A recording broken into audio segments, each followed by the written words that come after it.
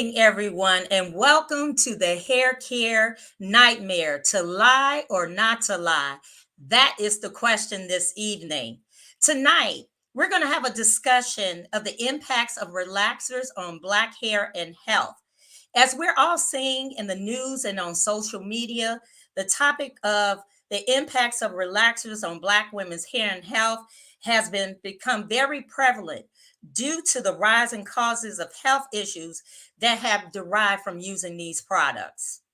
Before we get into our discussion this evening, thank you to our Area 3 Director, Stephanie E. Dunn, for allowing us to have this discussion this evening. We will have words from Lady Stephanie E. Dunn right now. Welcome, Lady Stephanie. Thank you, Tashar, and good evening. It is a pleasure to welcome you tonight to this timely and informative discussion, the hair care nightmare, to lie or not to lie. That is the question. I'd like to extend a special thank you to Verlena Lane, president of the Will County Black Diamond chapter, for her support with StreamYard this evening, and also to our facilitator and moderator, Tishar Brock, Area 3 Status of Women Chairman. In years past, it was not uncommon for many women, me included, to request sleek, blown dry hairstyles that might require the use of relaxers by your stylist to achieve this look, unaware of the ultimate possibility of harm to our bodies. Our distinguished panelists, Dr. Goldwyn B. Fogarty, Mrs. Tanya Nance, and attorney and top lady April Prayer will share some essential information that will make you glad that you're online this evening. We appreciate you being here. On behalf of Top Ladies of Distinction Incorporated, Area 3, thank you for joining us. Thank you, Lady Stephanie, for those words. And thank you to our guests for joining us this evening. Well, everyone, get ready. Get your pen, your paper, and share this live with your friends and family. We have some great information for you on this evening. We're going to learn more about our hair, our health, and our rights. I'm going to say that again. We're going to learn more about our hair, our health, and our rights. I want to give you some shocking stats this evening just to kind of shake you up and get you ready for what we're about to talk about this evening. So, a new study from the National Institute of Health found that women who use chemical hair straightening products had a greater chance of developing uterine cancer than women who do not use these products. According to several reports, uterine cancer incidence rates have been rising in the US, especially among Black women, with they were projecting 65,950 forecast for new cases as of 2022. Isn't that scary? Uterine cancer, unfortunately, is the most common cancer of the female reproductive system, and it accounts for nearly 3% of all new cancer cases. Guys, that is disturbing. The study also cautioned that the effects may be worse for Black women due to the fact that they use more. So, of course, those of us who may have relaxers, you may be getting relaxers every 4 to 6 weeks. So the more you use these products, the more effects it may have on you. And also, another disheartening fact, Black women who have ever had a relaxer just for 1 year, guys, is 2 times more likely to develop endometrial cancer, which is a type of uterine cancer. And also, they are 2 to 3 times more likely to develop fibroids. And this information came as a part from the sister study from the National Health Institute, as well as the American Journal of Epidemiology. So let's go ahead and get educated, ladies, on this evening. First off, we're going to teach you about your hair. Now, I know I'm guilty. I don't know all the parts. I listen to my natural girlfriends talk about, oh, you have this curl pattern and that curl pattern, or whatever the case. And I'm not the natural girl. I am the relaxer girl. So I'm here to learn some information this evening. But our first guest speaker for this evening is Mrs. Tanya Nance.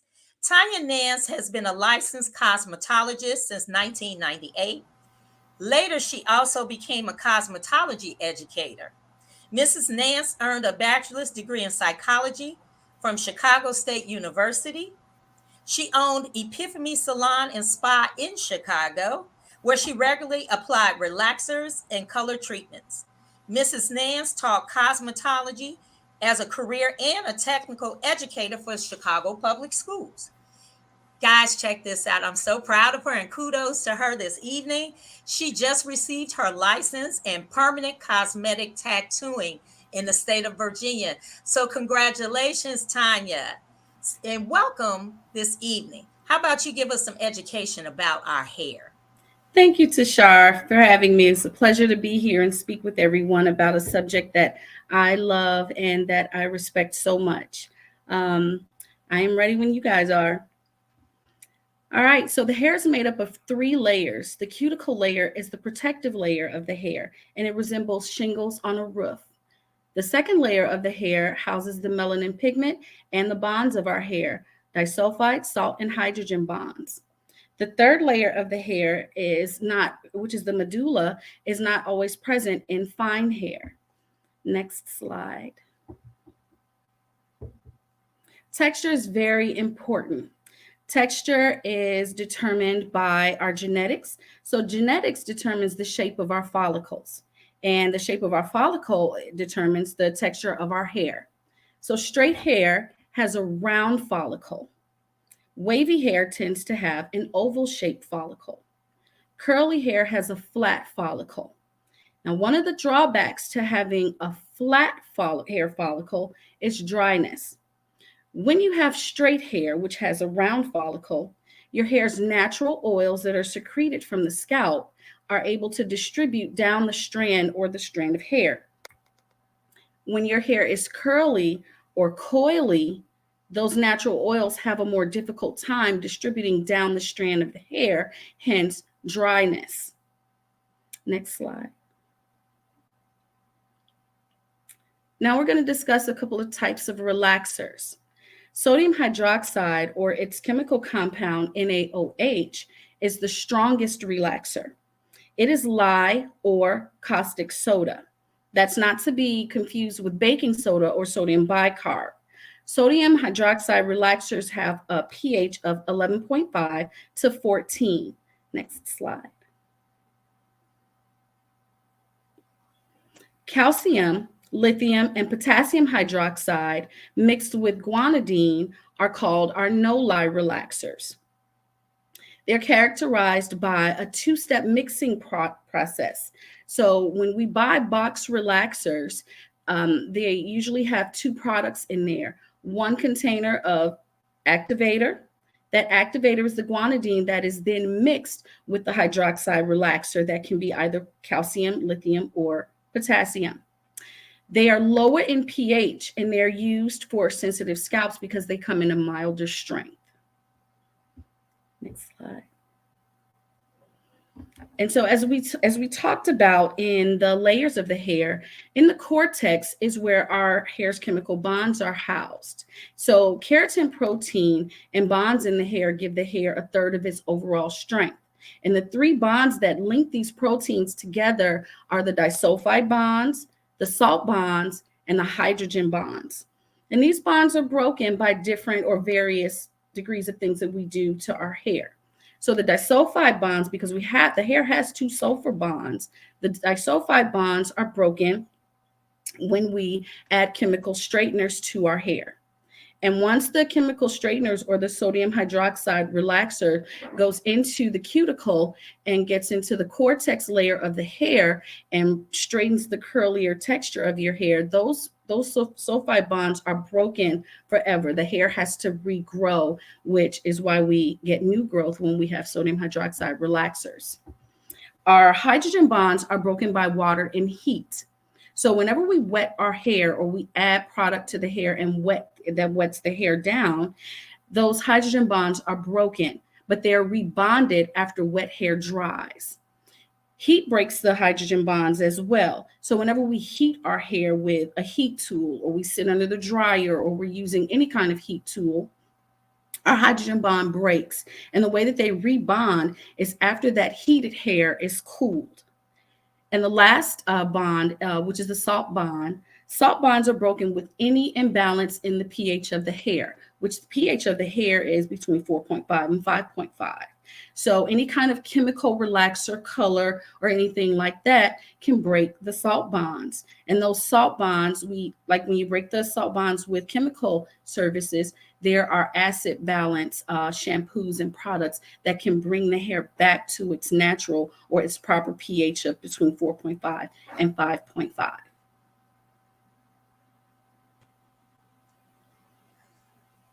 Wow, you gave us a lot of information about hair that I would never thought about, Tanya. Let me ask you a couple questions. So, what's the difference between a drugstore relaxer and a salon relaxer?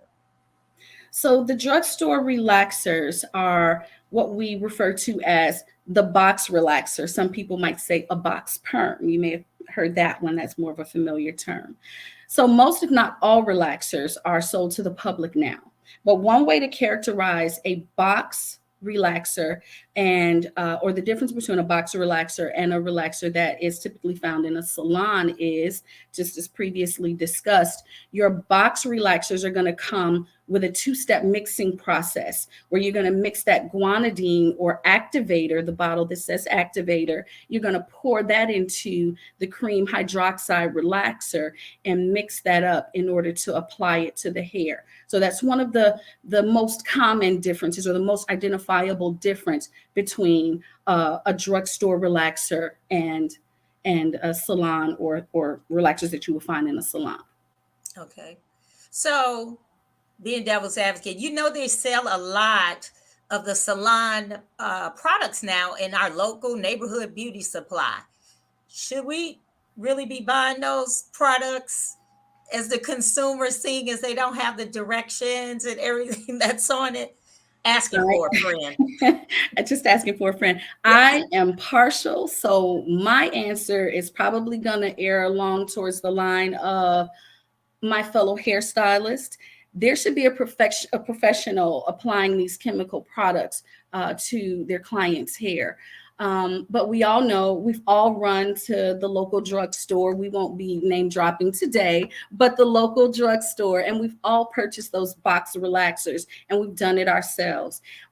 So the train is out of the gate. We can't really stop that. But the one thing that I do advise is if you are going to do your own relaxer, if at all possible, have someone to help you, because typically we can't see the back of our hair and we can't apply the product properly without overlapping, which can cause overprocessing. So if you just have to do it yourself, maybe someone can help you apply the product to the proper areas that it should be applied to. But if not, best practice is always seek a professional for chemical processes or services. Okay. We have a question for from our audience. Are there expiration dates on perms and relaxers? Typically, what our rule of thumb is in the salon, that 1.5 to 2 year mark is a hard no. Oh. And I have surveyed several stylists, and they're like, you know what? That year, you just don't want it to be sitting there. It's kind of like food. We know when it's been shelved for too long. I would say, just to err on the side of caution, I really don't like products sitting up for a year or more. I've heard stylists say, no more than 2 years, but I like playing things safe. So, ladies, we know when we're going in a neighborhood beauty supply, check those dates because probably those products are probably old because they originally were salon. A lot of them were salon products, and they're getting them probably secondhand. I So, would definitely be concerned or cautious. I would definitely take the safer route with marked down chemicals. You definitely want to ask how old they are, and that's if you'll really get a real answer as to how old they are. okay, so we're getting some good feedback in the chat. Someone asked the question, why do box relaxers smell the way that they do? Is a matter of the chemical, of course, I assume. Short answer, chemicals don't smell good. Makes sense, makes sense.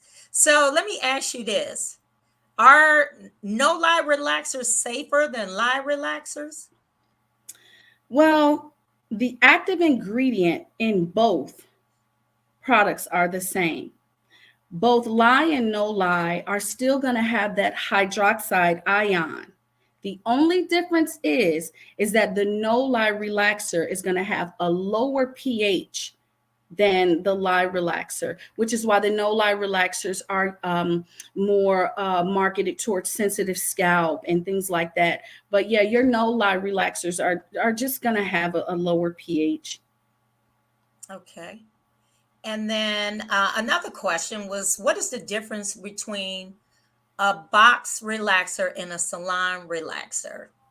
And so, you know what? We will cover that again. So, with the box relaxer, you're going to have two products. So, if there was someone who knew nothing about relaxers at all, and they were just going in for the first time, one way to identify a box relaxer, you're going to have two ingredients in there, two contents in there. There's going to be a small little bottle of activator, and then there's going to be a container of cream hydroxide relaxer. Now, whether that's a lithium, potassium, or calcium, that should be labeled on the container or the box. So that's a two-step mixing process that you'll see. And even in the slide, there's kind of like an example of the activator and the cream. And so typically when you go into salons, typically, not to say that there aren't products out there that don't require mixing, but in general, you don't have to mix like a salon grade relaxer. They come in a nice sized bucket and everything is all mixed together, pre-mixed. Thank you. And then for what are some safe alternatives to relaxers what can you use in order to achieve a straight or relaxed look?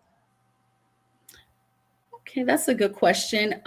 There's always the occasional silk press, as long as you're not overheating the hair, because too much of that the hair having too much access to heat tools can be very damaging. You can actually ruin the cuticle layer of the hair. So there's an occasional silk press, and there are box braids and other braid styles that you can get where the ends of the hair are straight in order to mimic a straighter style. And this is a good one. I'm actually glad to hear this, but the sew-in has made its way back into popularity. And if done properly, a sew-in is a really good protective style, a good way to put your hair up for a little while, as long as your ends are trimmed and your hair is nice and conditioned before your install. So you can actually install straighter hair so that you can have those straighter looks. And there are clip-ins that can be used, but also I've seen people crochet in straight hair to wear the crochet styles, and then the hair is straighter, and then you can kind of get those straight looks from there. But there's a whole slew of ideas and options out there. I would just say approach them all safely. Now here's a funny for those of us who are without me aging myself, our moms slapped that relaxer in our hair, what, kindergarten, first grade for some. What would you say, what may be too young to put age to put a relaxer in a child's hair? Oh, that's a good question, Tashar. This one, I'm going to answer this from my own personal standpoint. I have told clients over the years, if you have a 2 year old, that's 2 year old hair. That hair is only 2 years old. If you have a 5 year old, same thing. I did not do relaxers on kids before they were teenagers, and I personally don't recommend it. I don't believe in doing that for the 2 and 3 year olds. But if you are a young lady or someone who is in high school and you just kind of want to try something with your hair, I typically would err maybe on the side of maybe 16 and up, but that's just my personal opinion. Well, my mom wasn't thinking about that because I got one young. We have a couple more questions and we're going to wrap up. How long should you keep relaxer on your hair? Like, what determines the length of time? Is it according to how straight you want to get it? So, what is too long for having the chemical on your hair?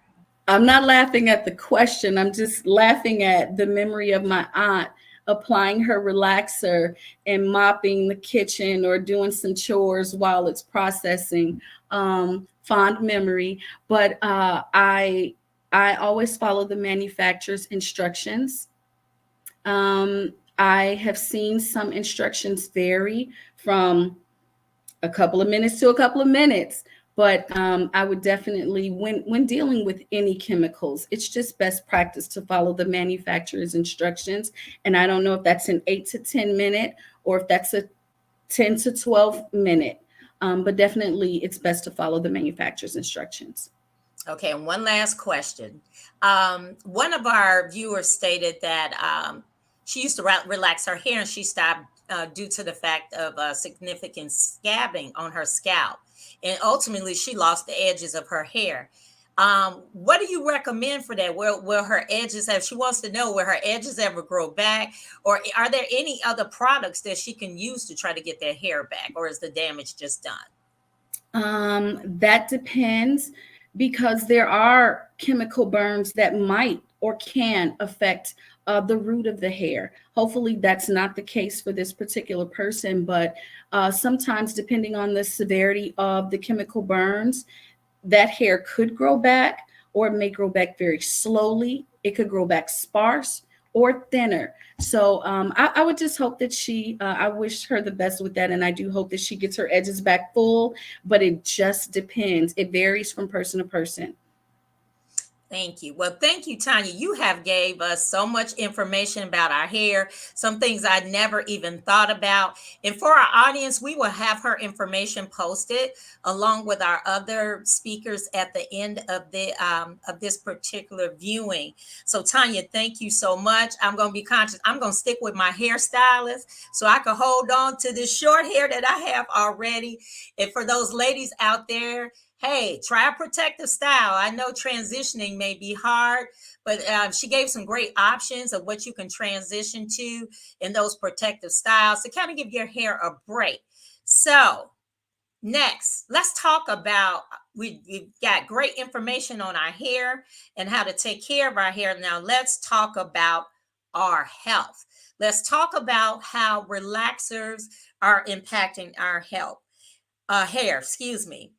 Our next guest is Dr. Gowen B. Fogarty, also known as Dr. Goldie. I want to call her Dr. Goldie because that sounds so cute.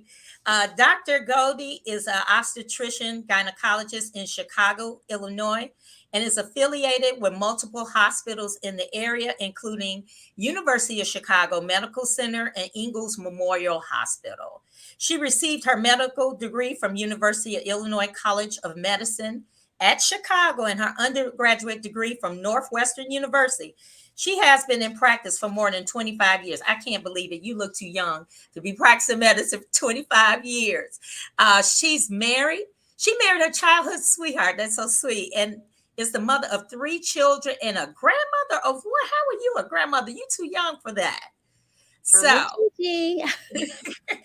Dr. Fogarty, Dr. Goldie, as I'm going to call you this evening. Welcome, welcome. And we're looking forward to hearing some great health information from you at this time.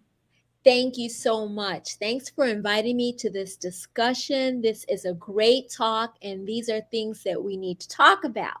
So, I am super passionate about serving Black women and helping them with their health and their wellness and improving their lifestyle. So, what the research is showing, Tashara, is that these chemicals that are found in the hair straightening agents are endocrine disrupting chemicals. Wow. We're going to call them endocrine disruptors. This is super important to know because these chemicals are disrupting the function and the way that our hormones function in our bodies. Now, a woman's reproductive system is a hormone producing system, right? So our ovaries make hormones that are interacting inside the uterus, the fallopian tubes, and along the reproductive tract. So our system is very vulnerable to these disruptors, right? And there's almost no United States regulations by the EPA or the Food and Drug Administration regarding the use of these products in our hair relaxers. And according to a lot of experts, specifically a study that was done in December of 2022, hair relaxers and root stimulators consistently contain higher numbers of these disruptors. So, what's the impact of these disruptors to Black women? We're experiencing more pain, bleeding, infertility, and even death. So, this is important. You can turn to the next slide. 4 gynecologic conditions are related to the presence of these endocrine disruptors. They are uterine fibroids, endometriosis, endometrial cancer, and ovarian cancer. Now, we all know of someone with uterine fibroids. Fibroids are non-cancerous growths inside the uterus. They are stimulated from when one single cell of the myoma or muscle layer of the uterus will proliferate or overgrow, and it can form a fibrous ball. And these fibroid tumors can be as small as peas or they can be as large as melons. Most of the time, they're asymptomatic in women, but studies are showing that Black women have a higher incidence of fibroid tumors. We're being diagnosed at an earlier age, and then we're experiencing more symptoms. Specifically, a study done called the Barani study found in 2020 that these endocrine disruptors are contributing to the increased risk of fibroids and the increased progression of symptoms. So women with fibroids may have abnormally heavily bleeding. You may bleed in between cycles. It can cause disruption in your regular life. You're losing time from work because you're having flooding accidents. You can have painful periods. You're ending up going to the doctor for multiple procedures. And in fact, uterine fibroids are responsible for about $34 billion to the healthcare system. So fibroids are a serious condition and they're being traced back to these endocrine disruptors. The second diagnosis or gynecologic condition is endometriosis. Now, endometriosis occurs when the lining or the stroma and the glands of the endometrial layer are displaced outside of the uterus where it normally is. So these abnormal cells can be displaced onto the ovaries, on the intestines. They can be even in the diaphragm. And they cause a tremendous amount of pelvic pain. They are responsible for a lot of infertility in women. Endometriosis is a cause or can contribute to a lot of depression in women, chronic pain, and it's definitely dependent on estrogen And there's increased evidence that these disruptors are involved in the progression of endometriosis. Okay. And so the last two conditions are cancer. The first is endometrial cancer, the second is ovarian cancer. And as you mentioned earlier in your introduction, the study that was done by the National Institutes of Health was a huge study that involved over 30,000 women. They followed the women over almost 11 years. And what they found was that women who had regular relaxing treatments defined as for a year, and how many of us have hair relaxers or touch ups 6, 8 times a year? What they found was women who only had as many as 4 relaxes a year, as you said, were twice as likely to develop in endometrial or uterine cancer. This is quite significant because Black women who develop endometrial cancer are developing a very progressive, more aggressive cancer that's increasing the mortality rate of Black women. So, although Black women may not develop endometrial cancer as much as other races, Black women are dying more from endometrial cancer. And finally, ovarian cancer is being linked to these endocrine disruptors. Next slide. So we have to figure out how we can limit or avoid our exposure to these endocrine disruptors because they are attributing to so much morbidity or sickness and mortality in Black women. We can change our nutrition, our lifestyle, reduce stress in our lives, manage weight, and certainly we have to really consider whether or not we're going to use these hair relaxers and increase our exposure to these disruptors. Wow. I'm looking at Dr. Goldie, the whole piece about stress. As we know, as women, Black women, we wear so many hats. We're the mother, the daughters, the aunties, the leaders, the executives. And people don't realize stress can just cause so much stuff to our bodies, and we don't even realize it. So, wow, awesome information. And I just have a few questions for you as well. Why are Black women overwhelmingly affected by fibroid tumors? It's like every one of my girlfriends, including, all of us you have cysts, fibroids, or whatever. And it's like, what's going on? Why does this seems like it's a requirement for Black women to have? Yeah, as you said, Black women, we wear many hats. There are many thoughts that it's related to stress, as psychosocial stress decreases our immunity, right? It's related to hormone things such as overweight and obesity. And then our diets, there are thoughts that maybe a diet that's high in animal fat may contribute to more fibroids. And then finally, a lot of epidemiology studies suggest that these endocrine disruptors may play a huge role in the development and the progression of fibroid tumors. Wow. And then what symptoms should alarm us or alert us to go visit our gynecologist? If we're experiencing periods that are heavy, if they're lasting longer than 7 days, if your periods are requiring you to wear double pad protection, if you're experiencing unusual pain with your periods, if you're bleeding in between your menstrual cycles, if you're having unexplained weight loss and things of that nature, you definitely need to go visit your gynecologist for a checkup. That's why preventive care is so key. One of the questions, our viewers actually was sharing about an experience they had from having endometriosis and severe fibroids in her early 40s. And the question is, are there any signs as indicators that relaxers are contributing to these conditions? Is there any way to know that?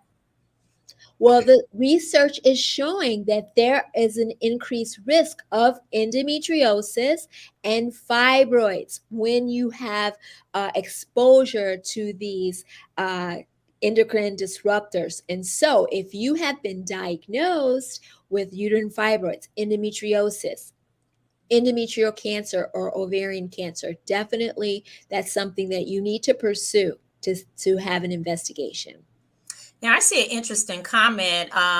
One of our viewers posted that the National Institutes of Health says endocrine disruptors are found in many everyday products, which you were telling us about, including some plastic bottles and containers, liners of metal food cans, detergents, flame retardants, foods, toys, cosmetics, everything in our house.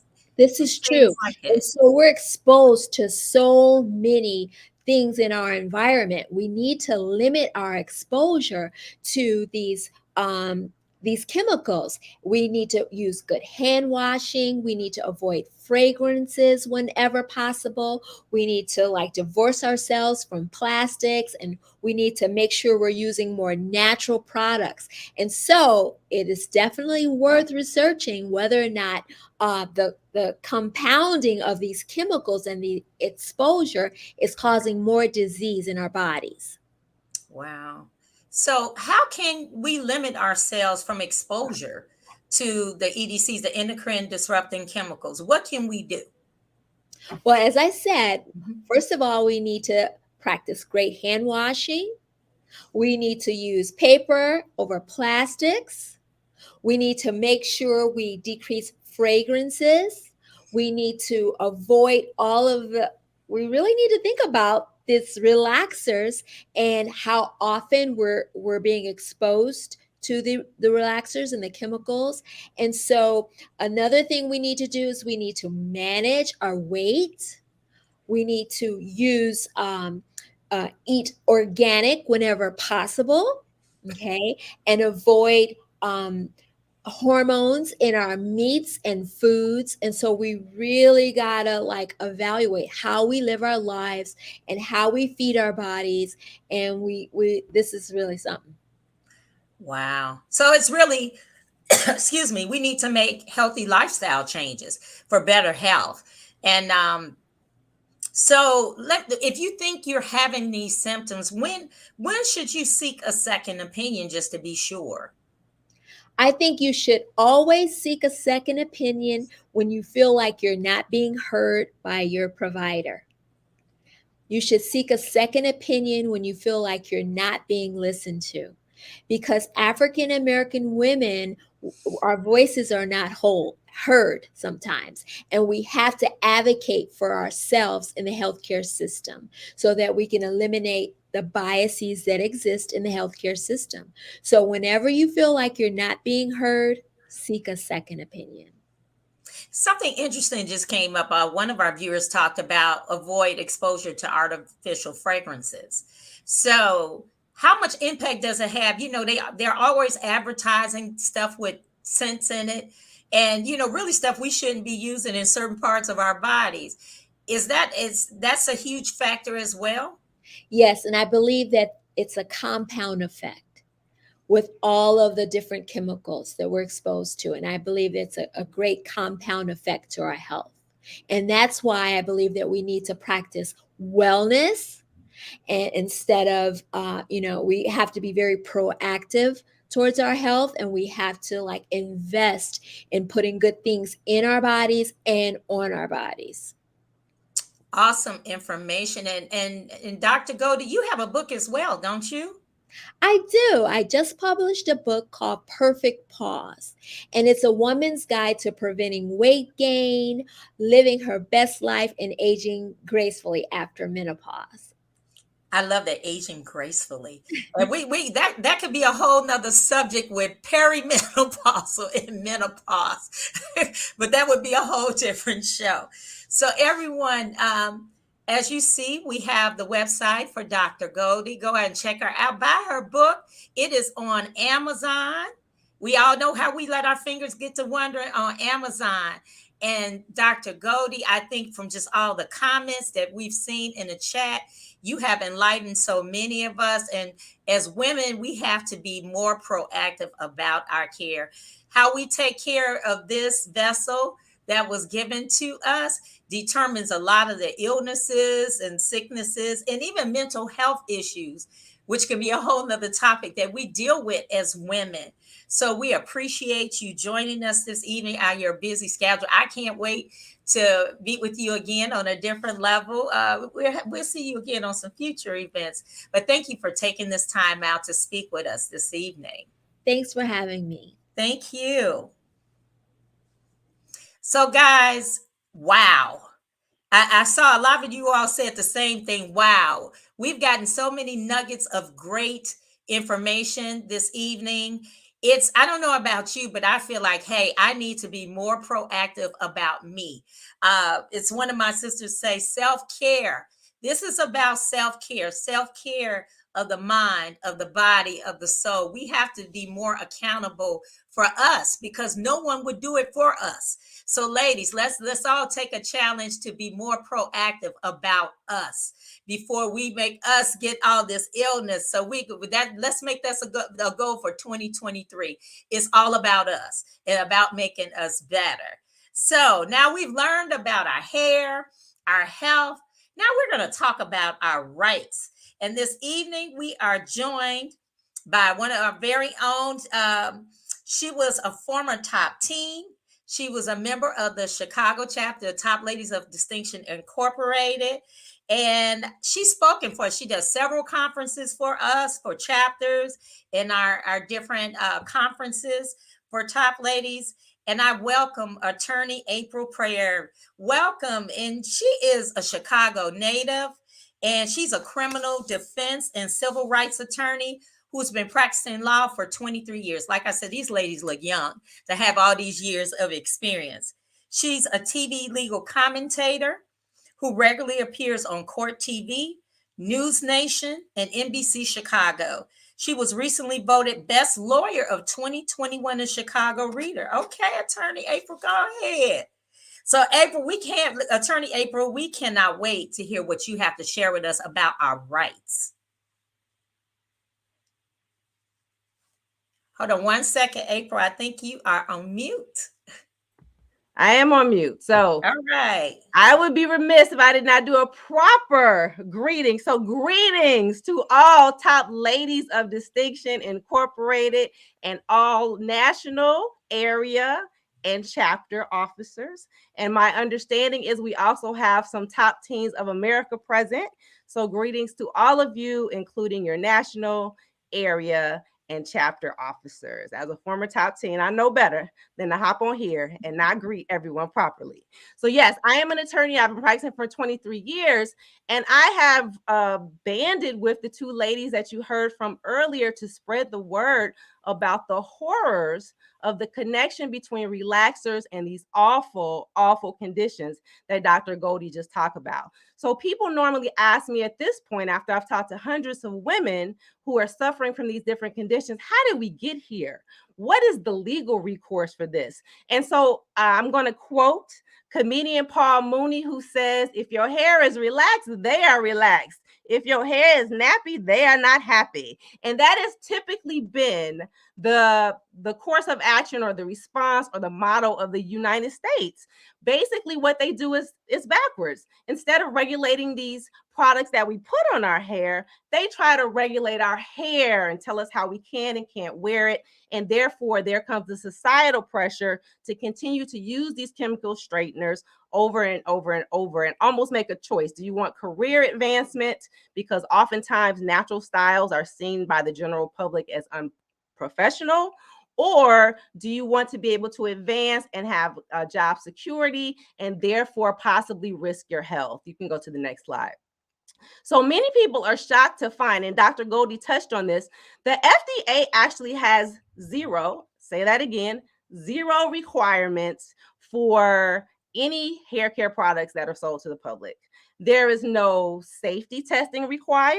There is no testing required of any kind. There are no regulations for you to follow. In fact, the biggest scam out here is the word natural and organic, which we see more and more and more on the shelves. Oh, let me pay $8 more for this product than that product because it's natural and organic. Well, when it comes to hair care products, there is no direction given to manufacturers, no requirements placed on them as to what natural and or organic means. All the FDA asks of you as a manufacturer is to be, quote, truthful and not misleading on your label. But other than that, there is no safety protocol that they require you to follow. You do not have to list your ingredients with them.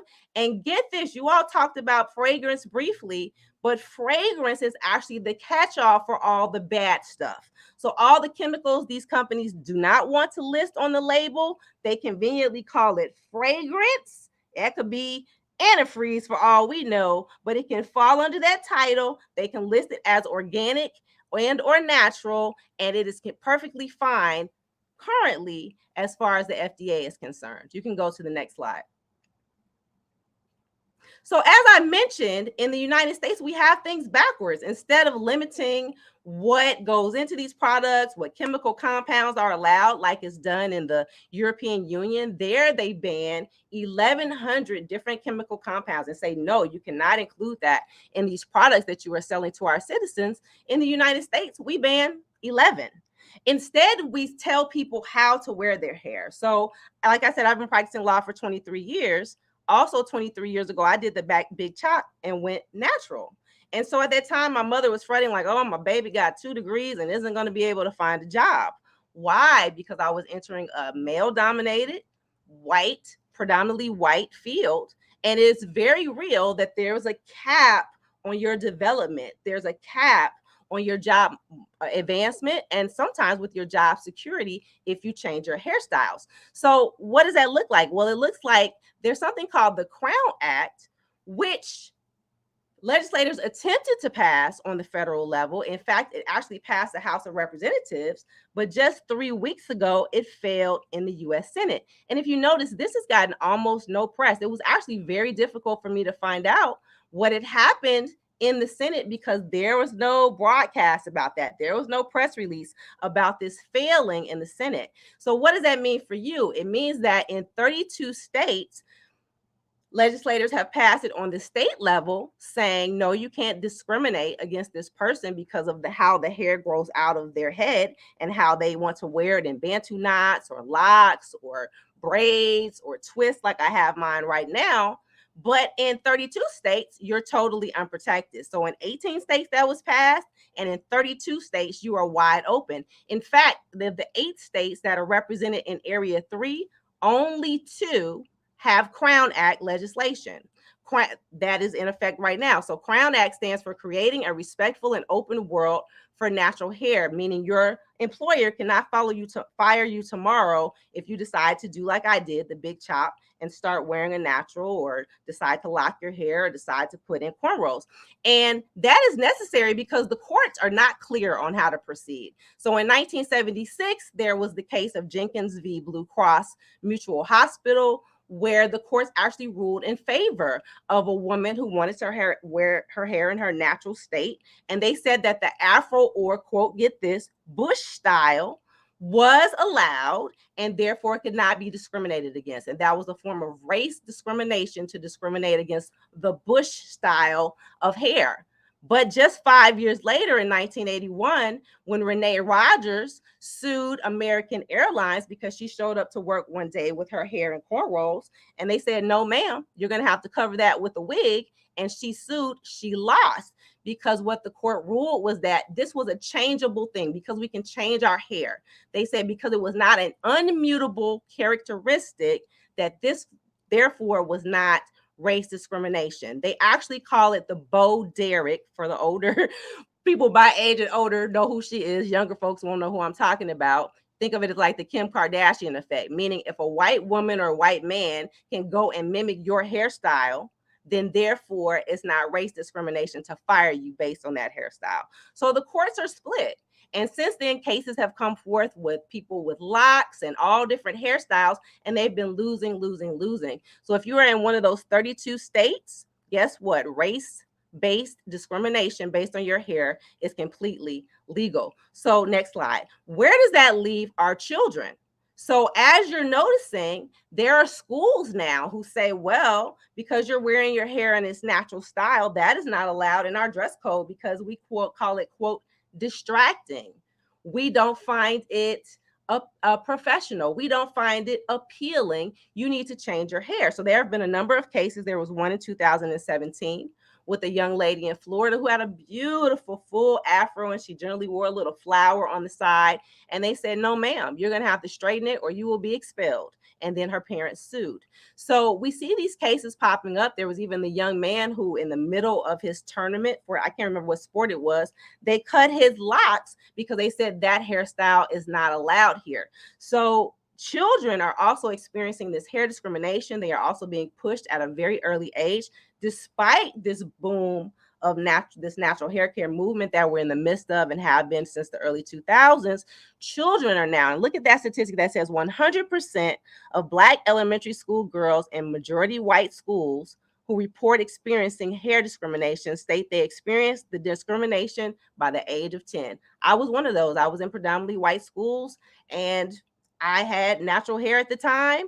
And imagine what our children are going through now and what it is they have to face in the future. So that's the end of that.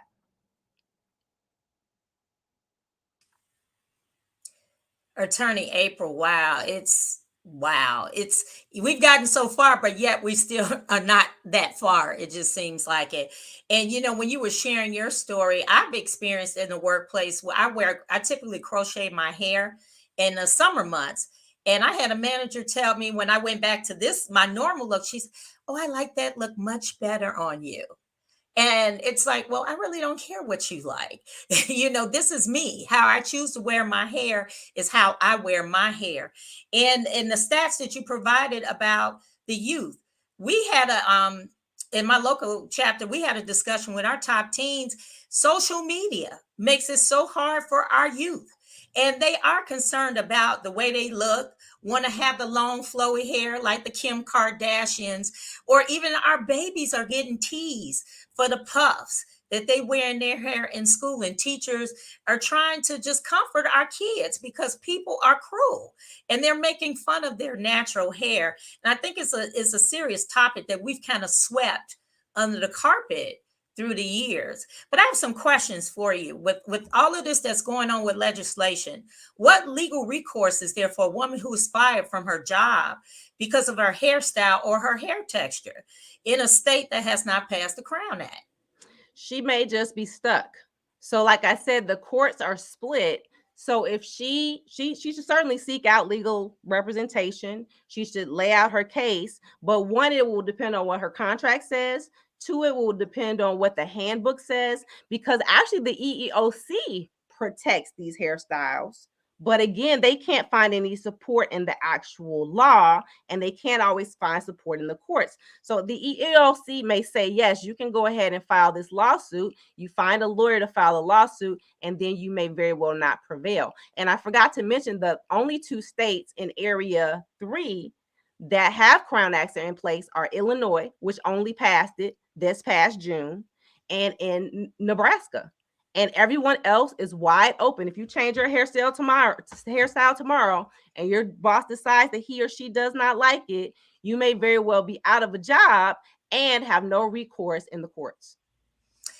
Like I was discussing with you, I guess my mind is blown. Like a lot of these hick states or whatever, where it's not highly populated with African Americans, it makes me wonder what's behind that. Is it that they're silent investors and that's why they don't want the legislation to pass, because it's going to take money out of their pocket? But I digress. But wow. So what can citizens do to impose regulations and safety standards on retail hair care products? Because like you gave the example about these fragrances, and it could be anything. You could be having embalming fluid or whatever the case on your hair and not even know it. Yeah, it's the same thing that we can do it in terms of the Crown Act, which is push back, fight back, talk to your legislators, bend their ear, write to your senators, write to your congressmen, and say, hey, this is not acceptable. I don't know what I'm purchasing when I buy bottle XYZ. It says these ingredients on the bag, but it might have additional ingredients. It might have different ingredients. There might have ingredients lumped under fragrance that I'm allergic to or that are harmful to my health, or that we find out decades later, like we do with these relaxers, that are making our hormones go haywire. So what you can do is write letters, you can lobby, you can just be involved. You can be involved in the political system and do the same thing as it relates to the Crown Act. So 10 years from now, when the top teens who are before us are now out in the business world, they're not being forced to relax their hair. They're not being forced to wear a weave in order to have a European type hairstyle. They can embrace this hair movement, this natural hair movement, and show up however they choose to show up. That's what it's about. It's about informed choice. And none of us have had the ability to make informed decisions when we were getting relaxers at 6 or 7 or 8 or 9, and we were told, and our parents were told, that what we were putting in our hair was completely safe. And I think I asked you this offline, but it's based upon, the law applies to based upon the state in which your company resides, not where you live. And just as, for example, I live in Illinois, but my company is based in the state of Connecticut. So what can I do? Yeah, your company is going to be ruled by the state law since it's not passed on the federal level. So your company is going to be bound by its state laws. And let me look. Connecticut is on the list, so you are okay. But if it was, it's one of the Crown Act states. But if you were somewhere else, you might be very well out of luck if you're working remotely and your business is located in one of these states that does not have a Crown Act. Wow. And then what can a woman do who previously or currently has a relaxer and later develop one of the 4 conditions that Dr. Goldie discussed?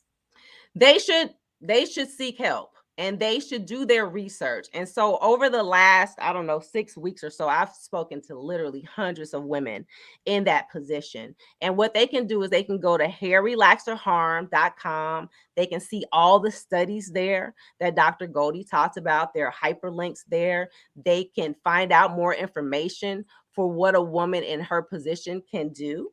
And they should seek help at hairrelaxerharm.com and gather information there. But do not sweep this under the rug. Simply, 1, go to your doctor like Goldie told you to do.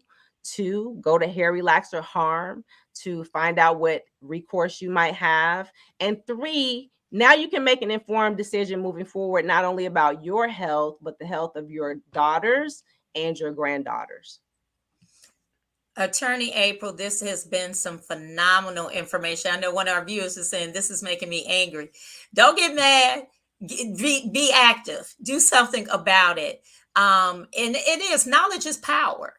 We don't have it. We need to seek it. And, we're going to provide a slide at the end that's going to share how you can contact these awesome women. If you want additional information, wow, this has just blown my mind.